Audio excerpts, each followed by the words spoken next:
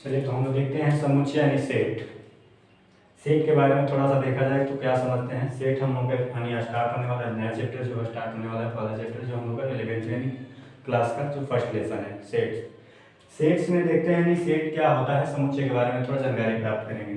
तो सेट जो होता है, सेट के बारे में सबसे पहले देखा जाए तो इसका हम लोग पढ़ेंगे क्या चीज। तो सबसे पहले स्टार्टिंग में हम लोग पढ़ने का प्रयास करेंगे सेट यानी समुच्चय। समुच्चय होता क्या चीज है, तो सबसे पहले हम लोग इसका परिचय जानेंगे। परिचय क्या होता है, समुच्चय का परिचय यानी इसके बारे में क्या क्या होता है, इसका परिचय हम लोग इसको इंट्रोडक्शन लेंगे। फिर उसके बाद नंबर सेकेंड में हम लोग क्या पढ़ने वाले हैं, तो नंबर सेकेंड में हम लोग को पढ़ने वाले हैं इसका परिभाषा। यानी परिभाषा क्या होगा, परिभाषा यानी कि हम लोग यानी परिभाषित करेंगे कि वास्तव में समुच्चय किसे कहा जा सकता है, ये हम लोग परिभाषा पढ़ेंगे। यानी अगला शब्द हम लोग का क्या आता है कि अगला शब्द में हम लोग क्या पढ़ेंगे, तो समुच्चय का निरूपण यानी समुच्चय कैसे निरूपित किया जाता है। यानी समुच्चय को हम लोग कुछ पार्टों में डिवाइड करके समुच्चय को पढ़ने का प्रयास करेंगे। समुच्चय वास्तव में होता क्या चीज है, ये पूरी बायोडाटा के साथ हम लोग जानकारी प्राप्त करेंगे। तो सबसे पहले देख रहे हैं कि समुच्चय का परिचय, नंबर सेकंड में देखेंगे समुच्चय का परिभाषा, नंबर थर्ड में हम लोग देख रहे हैं कि समुच्चय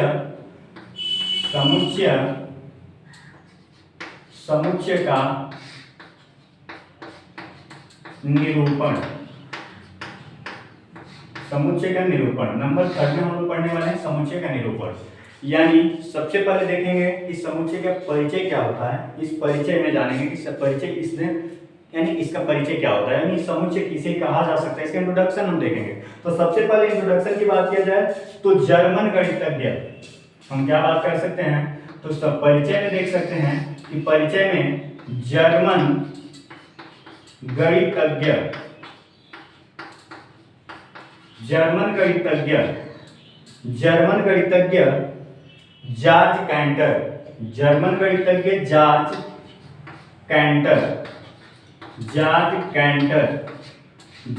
कैंटर के द्वारा इसका परिचय दिया गया है। जॉर्ज कैंटर ने इसको क्या बताया, तो इसको बताया कि सबसे पहले देख सकते हैं कि जॉर्ज कैंटर ने क्या बताया, जॉर्ज कैंटर के द्वारा इसका परिचय क्या दिया गया। तो जॉर्ज कैंटर के द्वारा ये बताया गया कि समुच्चय जो होता है यानी संबंध एवं फलन को परिभाषित करता है।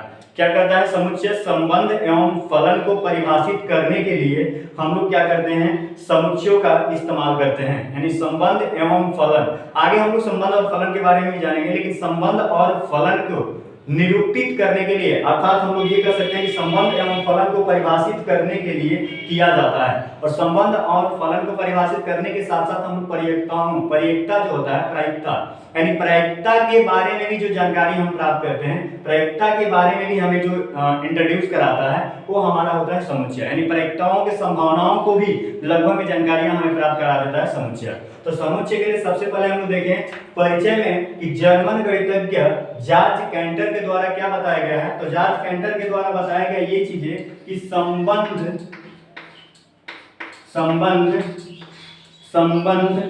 एवं फलन को परिभाषित संबंध एवं फलन को परिभाषित करने के लिए किया जाता है, करने के लिए किया जाता है। यानी हम लोग इसका इंट्रोड्यूस के बारे में देखें, यानी कि परिचय के बारे में देखें, तो जॉर्ज कैंटर ने ये बताया कि हम लोग इसका प्रयोग वास्तव में कहाँ करते हैं। तो इसका प्रयोग वास्तव में हम लोग करते हैं, पहला कंडीशन में कर रहे हैं कि संबंध एवं फलन को परिभाषित करने के लिए हम समुच्चय का प्रयोग करते हैं। दूसरी कंडीशन में कह रहा है कि नंबर सेकेंड में हम लोग क्या देख पा रहे हैं, तो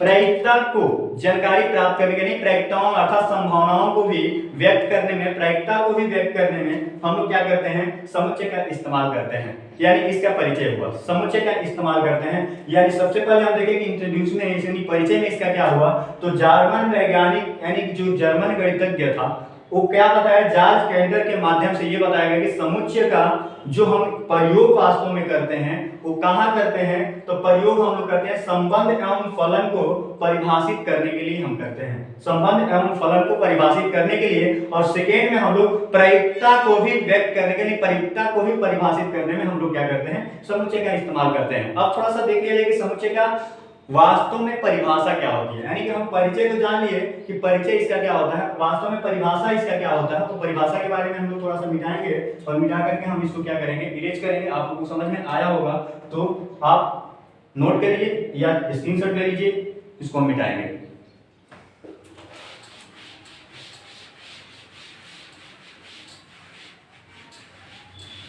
चलिए अब अगला हम लोग देखेंगे परिभाषा। परिभाषा क्या होता है, समुच्चय का परिभाषा, यानी समुच्चय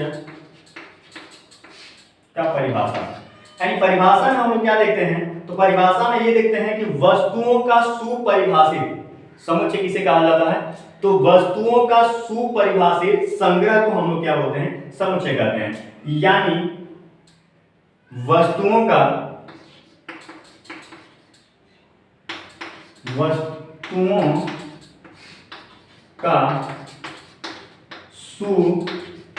सुपरिभाषित संग्रह, सुपरिभाषित संग्रह क्या कहलाता है, समुच्चय कहलाता है। यानी वस्तुओं का सुपरिभाषित संग्रह ही क्या कहलाता है, समुच्चय कहलाता है। एक वर्ड आया होगा समुच्चय का, जैसे हम बात करें तो समुच्चय का मतलब एक सिंपली सी वर्ड में हम समझें तो समुच्चय मतलब होता है समूह। समुच्चय मीन्स क्या होता है, एक प्रकार का समूह। लेकिन कैसा समूह, तो वस्तुओं का वैसा समूह जो सुपरिभाषित संग्रह हो, यानी कि वैसा समूह होना चाहिए जो वस्तुओं का सुपरिभाषित। अब थोड़ा सा वर्ड आएगा सुपरिभाषित क्या होता है, सुपरिभाषित के बारे में हम लोग देखेंगे कि सुपरिभाषित वास्तव में क्या होता है। तो सुपरिभाषित यानी कि वस्तुओं का ऐसा समूह जो किसी भी, यानी कि सुपरिभाषित के बारे में, यानी समूह होता है, समूह का मतलब यानी कैसा समूह, तो सुपरिभाषित होना चाहिए। तो हम लोग थोड़ा सा जान लेंगे कि सुपरिभाषित क्या होता है। सुपरिभाषित संग्रह क्या कहलाता है, सुपरिभाषित संग्रह क्या होता है। अगर इसके बारे में हम जानने का प्रयास करें कि सुपरिभाषित संग्रह क्या होता है, तो सुपरिभाषित संग्रह जो हम देख सकते हैं कि वस्तुओं का ऐसा समूह जो किसी विशिष्ट गुण को संतुष्ट करता हो। फिर से एक बार, वस्तुओं का एक ऐसा समूह जो विशिष्ट गुण को क्या करता हो, संतुष्ट करता हो। यानी वस्तुओं का ऐसा समूह, यानी वस्तु का ही समूह होगा, यानी एक प्रकार का समूह ही है, लेकिन कैसा समूह, जो विशिष्ट गुण को क्या करता हो, संतुष्ट करता हो। विशिष्ट का मतलब कि अन्य दूसरे में उसका गुण न मिलता हो, वैसा समूह होना चाहिए। यानी एक समूह तैयार कर दिया गया और उस समूह में हम लोग क्या कर सकते हैं कि उस समूह जब बनाया गया तो उस समूह के जैसे गुण है दूसरे में फिर से वो गुण ना मिले, वो गुण को हम लोग क्या बोलते हैं, विशिष्ट गुण। यानी एक ऐसा समूह होना चाहिए, वस्तु भिन्न भिन्न प्रकार की वस्तु हो सकती है, उसमें भिन्न भिन्न प्रकार की वस्तु हो सकती है, लेकिन भिन्न भिन्न प्रकार की वस्तुओं के साथ साथ हम ये देखते हैं कि वो वस्तुओं का समूह हो भिन्न भिन्न प्रकार के ही हैं, लेकिन वैसा हो कि जिसका हम संग्रह करें तो फिर उस समूह का गुण अन्य फिर समूहों में ना प्राप्त हो, तो वैसे गुण को हम लोग क्या बोलते हैं, सुपरिभाषित संग्रह बोलते हैं। तो इसको लिखना चाहें तो आप लिख सकते हैं कि सुपरिभाषित संग्रह का मतलब क्या होता है। सुपरिभाषित का मतलब क्या होता है, तो सुपरिभाषित का मतलब ये होता है कि वस्तुओं का ऐसा समूह, यानी वस्तुओं का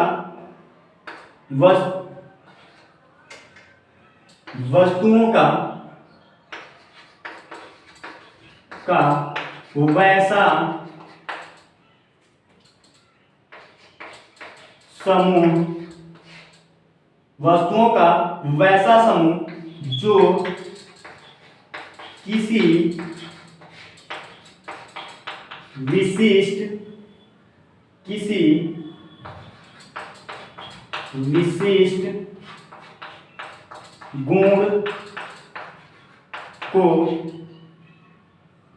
गुण को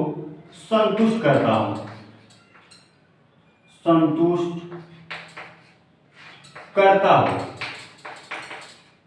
करता हो, यानी विशिष्ट गुण को क्या करता हो, संतुष्ट करता हो। यानी कि वस्तुओं का वैसा समूह जो किसी विशिष्ट गुण को क्या करता हूँ, संतुष्ट करता हूँ। जो कि मैं समझा दें कि विशिष्ट गुण का मतलब क्या होता है।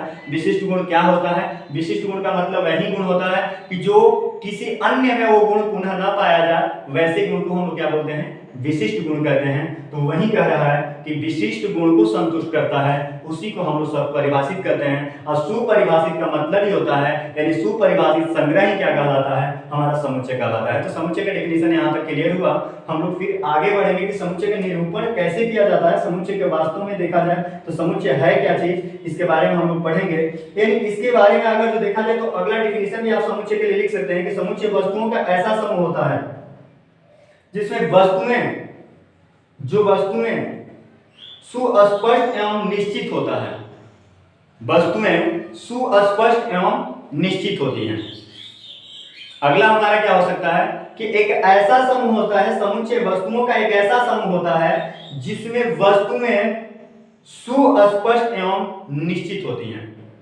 मतलब कि जैसे हम बात करें तो सुस्पष्ट एवं निश्चित का मतलब ये होता है कि जैसे हम बात करें कि इसमें कोई वस्तु है ए, बी, सी और डी, मतलब इससे कुछ अलग सी जो वस्तु हमारे ई है, मतलब इस गुण को पालन नहीं कर रही है, जिससे हम ये कह सकते हैं कि इस गुण से वो क्या है, बाहर है। तो यहाँ से हम देख सकते हैं कि यहाँ से जो वस्तु दिखाई दे रही है कि इसमें वस्तु निश्चित है, इस समूह में वस्तु क्या है, जो निश्चित है, जो 4 से अधिक नहीं हो सकती। जो पांचवा ई हमारा जो दिख रहा है वो ई कहां पर है, तो इस समूह से बाहर है। तो वही कह रहा है कि संतुष्ट अर्थात निश्चित होता है, उसमें संतुष्ट या निश्चित होती है जो वस्तुएं सुस्पष्ट एवं निश्चित इसमें यानी कि होती हैं, उसे ही हम क्या बोलते हैं, समुच्चय बोलते हैं, उसे ही हम समुच्चय बोलते हैं। यानी समुच्चय का डेफिनेशन एक और तरीका से लिखा जा सकता है। यानी समुच्चय का परिभाषा अगर जो हम बात करें तो समुच्चय का परिभाषा ये भी हो सकती है कि समुच्चय यानी कि वस्तुओं का एक ऐसा समूह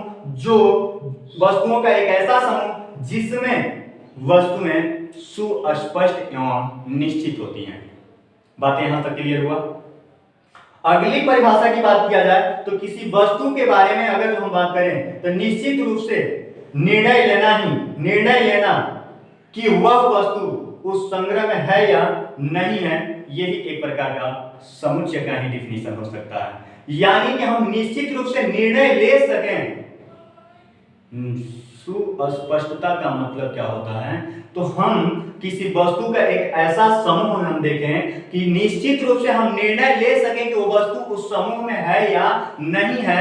उस वस्तु का अगर जो हम ऐसा कर सकें तो वही क्या कहलाता है, समुच्चय कहलाता है। अगर जो हम किसी भी वस्तु की बात करें तो किसी भी वस्तु जैसे समुच्चय हमारे पास एक वस्तु का समूह हो गया, यहाँ पर संग्रह हो गया यानी समूह हो गया, अर्थात हम देख पा रहे हैं कि 4 वस्तुओं का संग्रह है और ये 4 वस्तु में एक 5वां वस्तु जो है, इससे हम निर्णय ले सकते हैं कि बिल्कुल इस समुच्चय से अर्थात इस समूह से ये जो अगला वस्तु है वो इससे बाहर है, अर्थात हम निर्णय ले सकते हैं। यानी निर्णय जब हम ले सकते हैं अपने से, मैं इसके अलावा मैं यहाँ पे ई डाल दूं और ई डालने के बाद मैं अब एफ की बातें करूं, क्या मैं बोलूं कि एफ जरा बताइए कि गोला ए के अंदर स्थित है या बाहर स्थित है, क्या आप निर्णय ले सकते हैं या नहीं ले सकते हैं?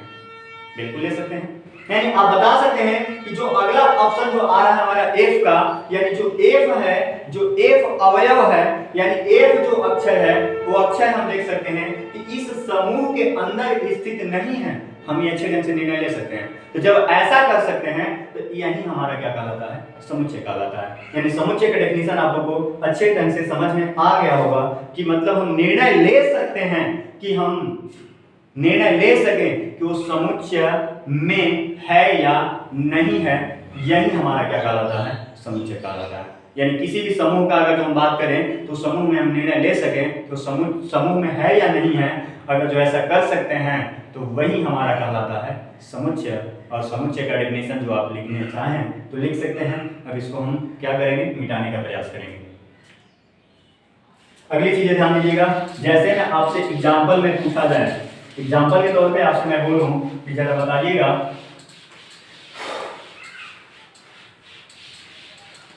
एग्जाम्पल के तौर पे आपसे पूछा जाए जैसे में क्या आप समझ पाए हैं, नहीं समझ पाए हैं? जैसे में आपसे पूछा जाए कि भारत की